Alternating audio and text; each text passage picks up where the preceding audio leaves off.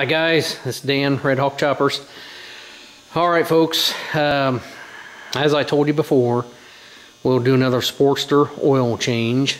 Getting this one here ready for the spring too. It's a 2000 Sportster. I did a whole bunch of custom work on it. DNA Springer front end, 21 inch.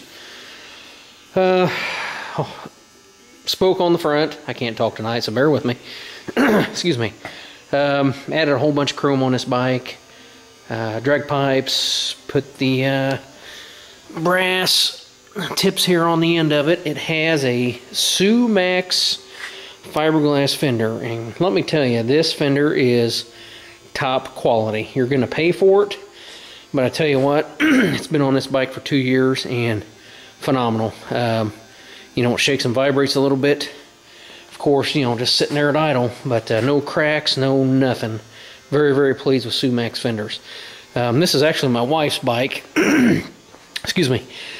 She's been riding about 3 years now, and of course, she picked out the colors Furious Fuchsia. It's definitely set up for a girl. But we put a different fender on it. Different bars on it. I converted it back to mid controls. She just feels more comfortable with it. You know, just did some basic modifications on it. Nothing too radical. Did have a gentleman out of New York do the hand pinstripe in here. Had that actually done at Black Hills Harley Davidson at Sturgis Rally. A guy was set up there in a tent and did a killer job. But anyway, we're going to get an oil change on this one. This one here, I do a little trick on it. I actually had the oil drain line on this bike. Actually broke the fitting off of the end of it, like I told you to do, not to do on the 2004 Sportster, the plastic fitting.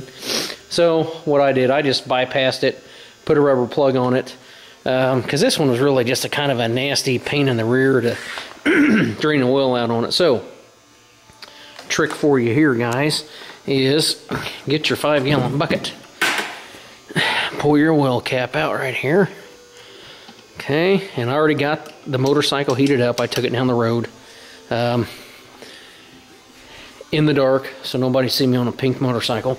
And then I just got just a $3 siphon that I use here, and this works pretty darn good. I've done a lot of motorcycles like this, and good, quick way, clean, easy way to get your oil out of there, and you just pump her up and she'll come just pouring out of there before you know it.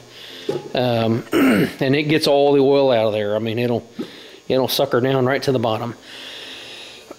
Excuse me, trying to get over this cold still.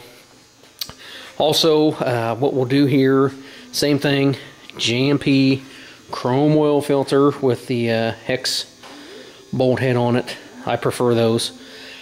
Why I didn't put one on this bike last year, I have no idea. Probably didn't have any. That's all I had laying around. It was just a normal one. And we'll just use the RevTech 2050 that we use just about everything we got.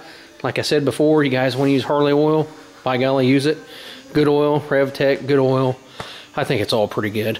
As long as you're using a 2050 weight, you know, for air-cooled motorcycle engine, I think you're going to be in good shape. But anyway, let me get this oil tank drained down all the way, and then I'll just recap on how to take off the oil filter, put your new one on, real basic, just like the 2004 Sportster we did. Pretty much same setup, piece of cake, guys. So I'll be back in just a minute.